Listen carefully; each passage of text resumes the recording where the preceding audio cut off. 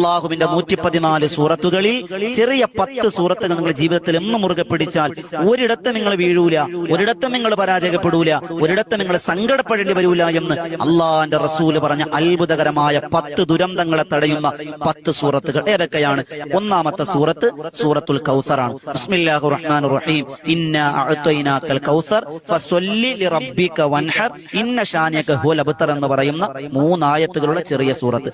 രണ്ടാമത്തെ സൂറത്ത് സൂറത്തുൽ ദുഹാനാണ്.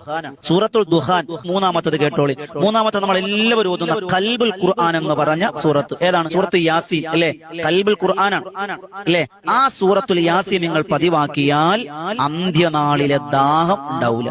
നാലാമത്തത് ഞാൻ വേഗം പറഞ്ഞു പോവാണ്. നാലാമത്തത് സൂറത്തുൽ ഫാത്തിഹയാണ്. നമുക്ക് എല്ലാവർക്കും അറിയാവുന്ന ഫാത്തിഹ.